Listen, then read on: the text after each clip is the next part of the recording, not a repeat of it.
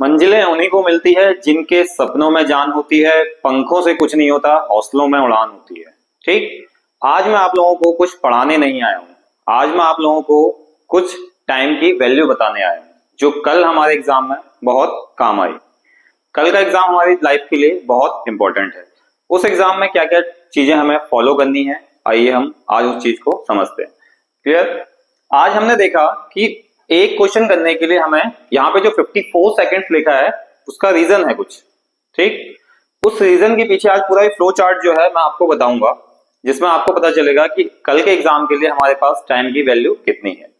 हमारे पास ये 54 सेकंड्स दिया है, 54 सेकंड्स में हमें क्या क्या चीजें करनी है, क्या नहीं करनी है क्वेश्चंस को लेके, वो हम डिटेल्ड में एक्सप्लेन करते हैं। देखिए इसमें सबसे पहले मैंने आपको बताया, देखो अब आपके पास क्या है, सबसे पहले हम इस स्टेप से जाते हैं। ये हमारे पास 3 बॉक्सेस आप देख रहे हैं, इसके अंदर हमें पता है कल के एग्जाम में हमारे पास 3 घंटे का पेपर है, 200 क्वेश्चन आने वाले हैं, 4 सब्जेक्ट हैं।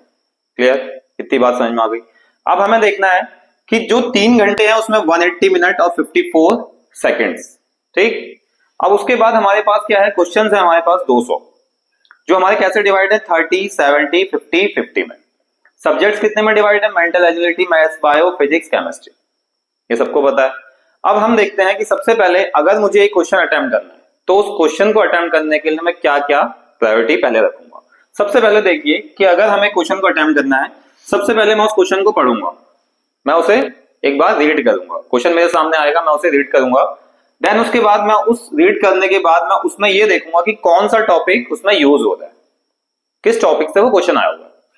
उसके बाद मैं उस टॉपिक के बाद उस क्वेश्चन को, जब मुझे टॉपिक याद आ जाएगा तो मैं उस क्वेश्चन को अप्रोच करूंगा, यानी कि मैं उसे सॉल्व करने की कोशिश करूंगा।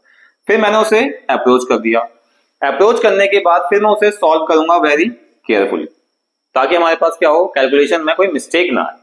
उसके बाद हम करेंगे लास्ट में कि जब हमारा आंसर सही आ जाएगा तो उसके बाद हम क्या करेंगे, ओएमआर शीट में उस सर्किल का क्या करेंगे, फिलअप कर देंगे।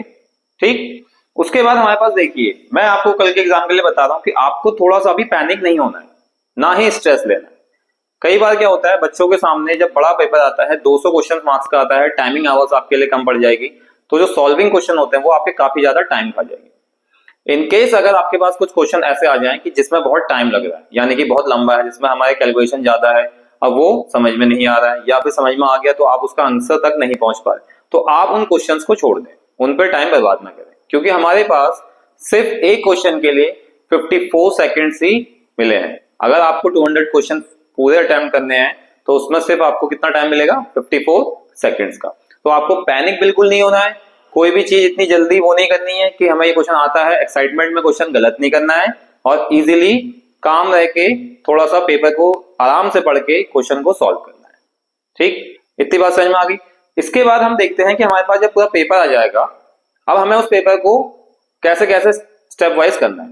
फॉर एग्जाम्पल, अगर आपको 30 क्वेश्चन हमारे मेंटल एजिलिटी वाले आ रहे हैं, अगर आपका पार्ट मेंटल एजिलिटी का स्ट्रॉन्ग है तो आप सबसे पहले इस पार्ट को अटेम्प्ट करिए, जिससे आपका कॉन्फिडेंस बूस्टअप हो जाएगा। क्लियर। उसके बाद आपके पास देखिए, आपका पीसीएम या पीसीबी तीनों सब्जेक्ट्स हैं, उसमें आपका सबसे अच्छा सब्जेक्ट कौन, जो अच्छी तरह से प्रिपेयर है, आप उस पार्ट में पहले जाइए, उस पार्ट के क्वेश्चंस को सबसे पहले करिए टाइम। इतनी बात समझ में आ गई। उसके बाद देन सेकंड को, देन उसके बाद थर्ड वाले को, वो कोई सा भी हो सकता है, एज पर अलग अलग स्टूडेंट्स के हिसाब से वो अलग होगा। तो हम क्या करेंगे, हम अपने क्या प्रायोरिटी रखेंगे कि जिस सब्जेक्ट को हमें ज्यादा आता है हम उस सब्जेक्ट को पहले करेंगे। ठीक। उसके बाद हमारे पास क्या होगा, जैसे जैसे हमारे क्वेश्चन बढ़ते जाएंगे हमारा क्या होगा, कॉन्फिडेंस लेवल बूस्टअप हो जाएगा। दूसरी बात यह देखिए, हमने कई बार बच्चों के उसमें कि बच्चे क्या करते हैं, सारे क्वेश्चंस कर लेते हैं, लास्ट में ओएमआर शीट को फिल करते हैं। ऐसा आपको बिल्कुल नहीं करना है, क्योंकि यहाँ नंबर ऑफ क्वेश्चंस की क्वांटिटी बहुत ज्यादा है। जब नंबर ऑफ क्वेश्चंस की क्वांटिटी बहुत ज्यादा होती है तो इस केस में हम लोग क्या करते हैं कि थोड़े थोड़े क्वेश्चंस को करने के बाद उनके ओएमआर शीट को फिल करते रहते हैं। फॉर एग्जाम्पल, अगर हमने मान लीजिए 15 क्वेश्चन करे या हमने 10 क्वेश्चन करे, फॉर एग्जाम्पल हमारे पास, या 15-10 क्वेश्चन हम करें, तो हम क्या करेंगे, उन 10 क्वेश्चन के जितने भी हमने सॉल्व किए हैं, जितना कोई आंसर निकाल रखे हैं, वो सारे हम ओएमआर शीट में फिल कर लेंगे। पहला काम ये। ठीक। दूसरी बात यह है कि आप लोग क्या करेंगे, अगर आपको लगता है कि आपका 100 क्वेश्चन सही है, बिल्कुल 100 प्लस क्वेश्चन आपके बिल्कुल सही जा रहे हैं, तो आप लोग क्या करें, कभी भी तुक्के मारने वाली स्ट्रेटेजी पे नहीं जाएंगे।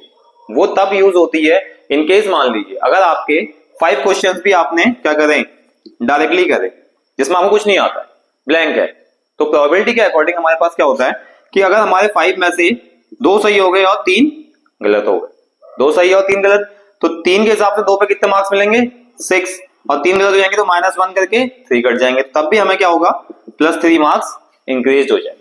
लेकिन ये प्रोबेबिलिटी का केस है कि अगर हो सकता है वो 5 के 5 भी गलत हो जाए, तो ऐसा कोई कंपलसरी नहीं है कि आपके 5 में से कुछ सही होंगे कुछ गलत होंगे। तो आपको ये स्ट्रेटेजी फॉलो करनी है कल के एग्जाम में।